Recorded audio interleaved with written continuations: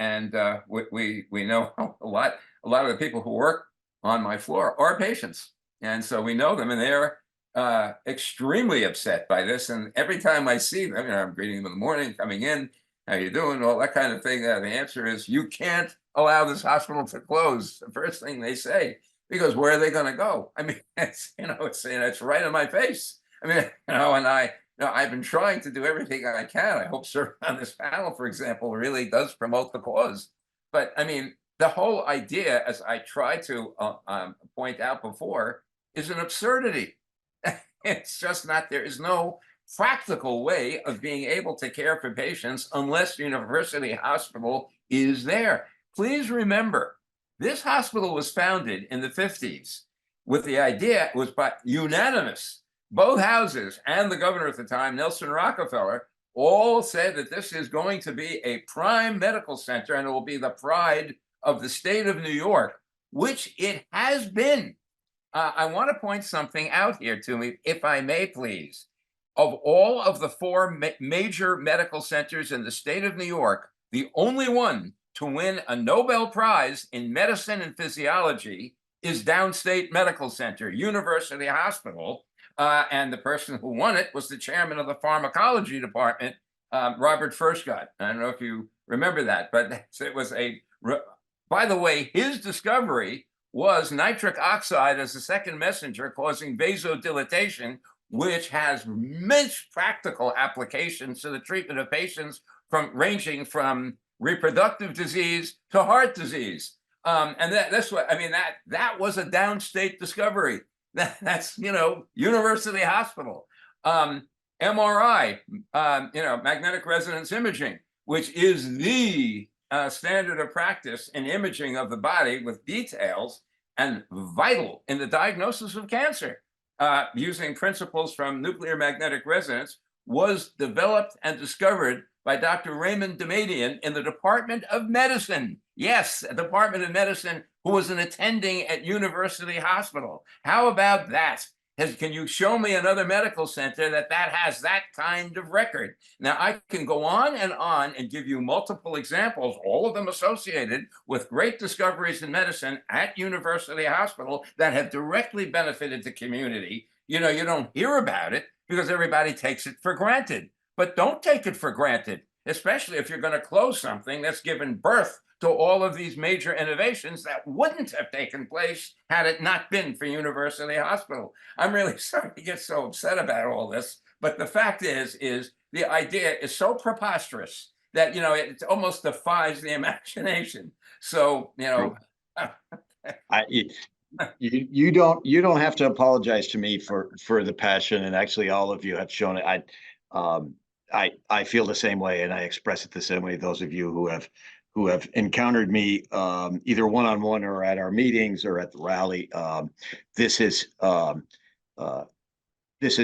incredible fight that I believe firmly that we, meaning the community, whether it's the unions, it includes the patients, it includes those who have not yet been born, it includes all of us. We will win because the alternative is simply unacceptable and unfathomable. I want to draw your attention in the chat. Maya Kaufman, who I know I met just a few weeks ago as she was covering one of our events. She has dropped into, she's a reporter for Politico New York, and she's covering the issue closely. She has her email address there. Panelists, attendees, those of you who would like to reach out to her may do so. Her email address is there. She's looking for the direct experiences that people have had. I'm dreaming up more and more questions from what you're saying, and we only have a certain amount of time, but I do want to ask about the education component. Nick Pennington put in the a chat that the MDs at UHB do most of the teaching, or at least half of the teaching, and there would be a real impact. So a more general question, but it's based on that, is how do you all see the impact on the education and training of the next generation of healthcare providers, given two facts. One, there is a desperate need for diversity in the healthcare professionals, especially treating in a community like Central Brooklyn, as you have pointed out, that is overwhelmingly African American, Caribbean American, is an immigrant. Second fact is we have heard the governor. We have heard so many political folks talking about this. Oh, we have a huge shortage and a worsening shortage of healthcare professionals. How are we going to deal with it? So my question is, how will the potential loss in the theoretical realm, because we're not going to accept it, in the theoretical world, then what would be the impact on the medical education that Downstate provides, and that is so crucial for the two reasons that I alluded to? Who would like to jump in first on that? And I would ask, try to limit your answers in terms of time so we can get maybe one or two more questions. But Matthew, you got your hand raised. If you want to start, go ahead, please. We train the greatest number of medical students every year. There are currently in the first year class, I believe, 208 medical students. All of them get excellent residencies and perform brilliantly. They 90%, 80 to 90% of them come back to practice after they finish their residencies and fellowships in Brooklyn. And so we have the same ones who were trained at Downstate, who know or are familiar with Downstate University Hospital. They come back. Many of them actually come back to Downstate, and they're spread out throughout the borough as outstanding physicians. Now, it turns out that the largest percentage of them, they are the largest percentage of minority students trained as doctors at Downstate. That is the largest percentage in the whole country. This is a major center for training outstanding minority students, and that is incredible. And they are, of course, the ones who came out of the communities that are serviced by University Hospital, and therefore are intimately familiar with the procedures and processes. All of that is going to end if you close University Hospital. There will be no University Hospital, and that will end the training programs. Why? Well, I just said it in my last presentation, and that is, you're not going to have a hospital in which any training of third and fourth year medical students and all residencies are going to be performed, and these hospitals can't accommodate them. They don't have the space and they don't have the expertise. So all of that is going to get destroyed, and you will not have any training of medical students and residents and fellows. And that is going to be a major catastrophe. That is a secondary effect, which will just add to the fact that now the patients have no place to go, and now they have no doctors to take care of them. That's basically what will happen. Thank you. Thank you. Yes. Nelcia, did you want to jump in? I think Dr. Pincus covered it all, but we also we have PA students that are here as well. And this is going to be like a big blow. Like he said, where's everyone going to go? What's going to happen to these, the doctors, the PAs, the school in itself? They have to really rethink. I don't think when they had this in mind, or we're going to close Downstate, I don't think they were in their right minds. They were not thinking of what's going to happen, because when it closed, like, what next? What are you going to do next? They have to really rethink. Dr. Pincus covered it all. He really covered it all. There's nothing left to say about that. Okay, thank you. Anne, did you want to jump in at all on this?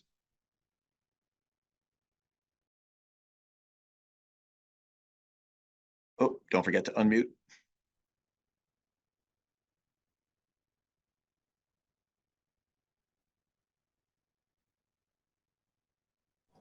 There you go. Okay, there. Almost couldn't get on in a second there. Okay, I wanted to mention also that SUNY Downstate train our future nurses as well in their nursing programs. And, it is well known that the nursing shortage is, we're in a nursing shortage right now. We don't have enough nurses, right? And it's going to worsen by the year 2030. And in the year 2020 to 2021, we've witnessed like at least the largest decline in the number of nurses at the bedside, about 100,000. nurses that they're short of. Now, moving forward, why are we going to have these nursing shortages? Because, you know, most of the nurses are working now are near retirement age. They don't have enough faculty to train our future nurses. The older population is just going to get older and sicker, so we're going to need nurses. And research have shown that really the proportion of nurses to patients at the bedside, the more nurses there are and the less patients they have equals better outcomes. There's less deaths, less infections, less of lower failure to rescue patients from incidences like falls and sudden cardiac arrest and things like that, because things will be taken care of in a timely manner. Okay, but we are facing a severe nursing shortage. And if there is no SUNY Downstate, how are we going to be training nurses who are going to be nurses to take care of us in the future? It is going to be a catastrophe. We should be, as a state hospital and a state training center, should concentrate on, you know, developing and training our future doctors and nurses, like you said, diverse nurses and diverse healthcare providers. We have, you know, wonderful professors in our university who is fully capable and brilliantly trained. I myself, you know, have taken classes in the School of Public Health, and, you know, shout out to our professors there. They're wonderful academic professors, okay? And our nursing professors are wonderful. We cannot have Downstate closed because we're going to be not having nurses. As simple as that. And no nurses equals patient deaths, complications, infections, you can name it. It's all there. Thank you. Well put. You know, there are obviously, for those who don't know, UUP represents faculty and professional staff at roughly 30 campuses across the state. And as this crisis emerged with this so-called plan, I have been hearing nonstop from our members across the state, as have my fellow officers and our staff. What we've been hearing is, you know, people who live in Buffalo, people who live in Syracuse, people who live all over upstate. I myself encountered a physical therapist who was trained in Albany, working at Albany, who was trained at Downstate. That's what we're hearing all over the state of New York. That's why, you know, we say Brooklyn needs Downstate. Well, the fact is New York needs Downstate. Right now, I'm sure some of you know this, the state of New York is spending lots and lots of money to try to induce nurses, especially, but also attracting others to come into New York because of the gaps that Ann talked about. That money needs to be spent, obviously, on the training and development of the next generation. We can't have short-term answers to a long-term crisis, and a crisis that will be exacerbated, as you all have pointed out. And as you have seen in the chat, so many people are talking about their experiences, their work, the connection between the medical school and the hospital. I wanted to ask. I want to give you a choice. That's how I want to ask, and this may be the last question. We'll see how long it goes. And so I want one that's going to allow you a little bit of free range based on your experience. You know, for those who don't know, and I assume hopefully everyone on is aware that Downstate was a COVID-only hospital. It was declared by Andrew Cuomo and saved the lives of so many uncounted New Yorkers, including those of us who survived, who may never got COVID because of the work at Downstate that stopped. It was on the front lines of the crisis. I'll give you the opportunity to individually recount any of the experiences that you had in saving the lives and being there for those who did not survive, because we have forgotten too quickly how devastating those first months were. Or second, and it's a related question, to address how the potential loss of this hospital, how it would exacerbate the inequities in healthcare because of race and economics. So whichever way you want to go, you can go with this one. And since we started the program off with Ann, I'll start with you again, and either a reminiscence on COVID or on the racial gaps in healthcare and how they would be exacerbated by this action. Go ahead.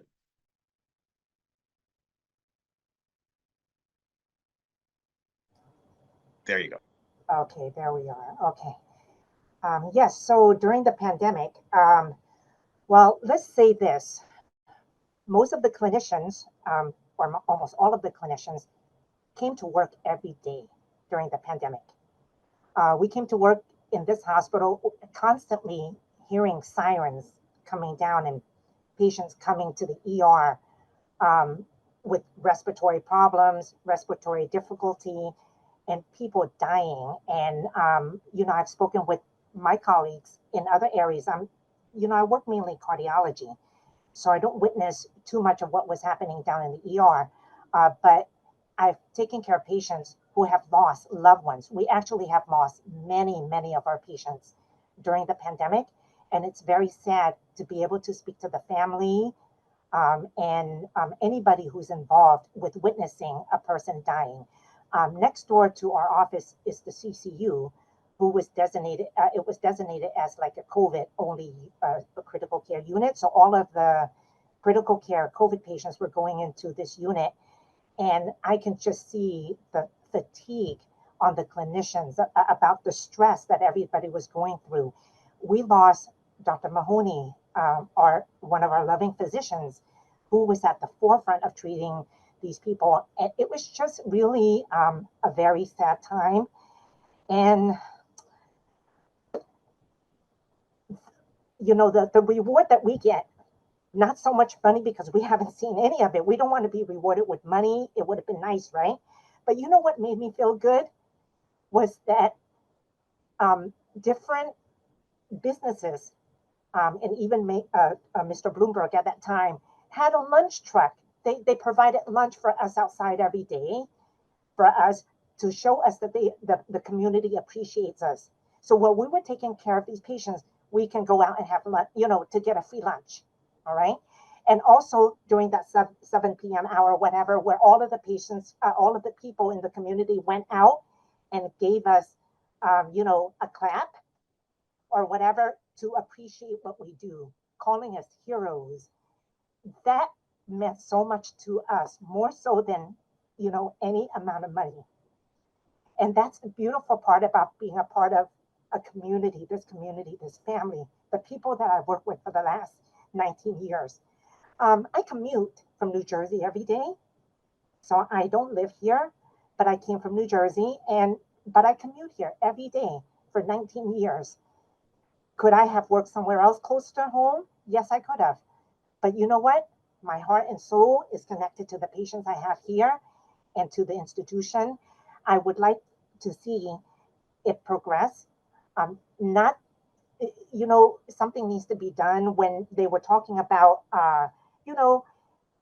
building ambulatory care and an urgent care. And urgent care does not take a place of the ER. It's two separate things. ERs are for life-threatening emergencies. If we did have another pandemic or like COVID-19, where are the patients going to go? They cannot go to an urgent care. You see, urgent care is for like minor things. Emergency rooms are for more serious illnesses. Thank you very much for that. Yeah, and I think this will be our final go around, but you started us off extremely well. Very moving. Thank you. And Matthew, will go to you and then to Nelcia.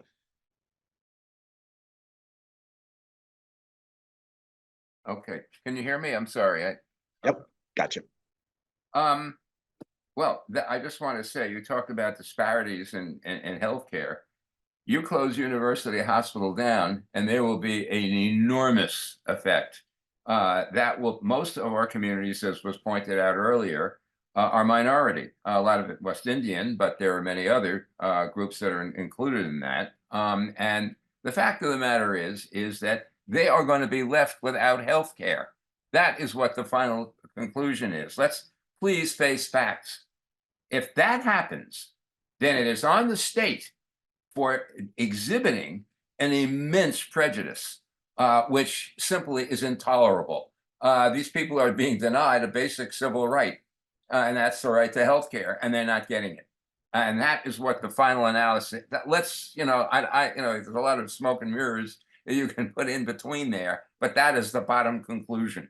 That cannot be allowed to happen. It isn't. That's part of the function of the state, is to assure the health of its citizens. And by going away from that and closing a major facility that is contributing immensely to this end, not perfectly, there's always room for improvement. Yes, but then in order to have that improvement, the state has to support that, which seems to have escaped the chancellor. I don't understand it. There's something wrong there. I'm sorry to say it. I don't mean to attack anyone personally, but there's this, I don't understand. They want to close a facility which is providing the very thing that the state should be providing. So that is one thing. The second thing is that if you close the hospital and you don't have any secondary backup, that is, it's inconceivable. In terms of COVID, we performed a miracle.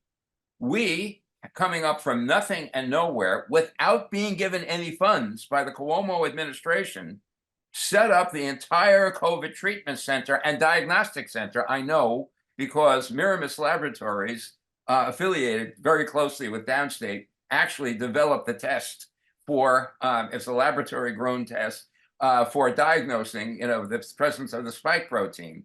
And the fact of the matter is that we didn't even have enough PPE to cover all of us. We were still working. And the fact of the matter is, it was heroic. A lot of people contributed to that. My whole department converted. Everybody's whole department converted. This cost the hospital over $100 million. That was never reimbursed. But then, at the end of the crisis, we had to convert back to a full-service hospital. That cost another $100 million. That means the state owes Downstate $200 million, and you haven't heard a thing about that from the current administration. I wonder why. I don't understand that.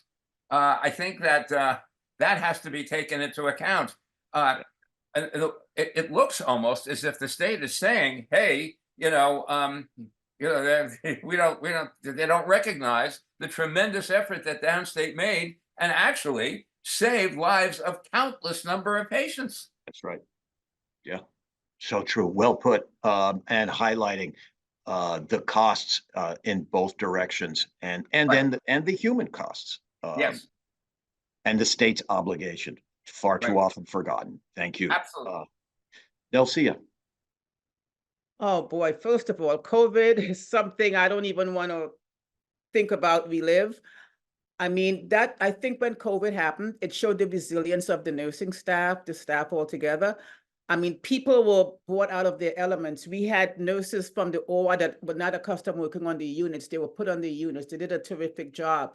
Nurses were working beyond 12 hours. They were working 16 hours or more. They came down with COVID. That was such a trying time, but it just showed that when you're in a bind, when things happen, people get together. And the state basically said to us, "Thanks for coming.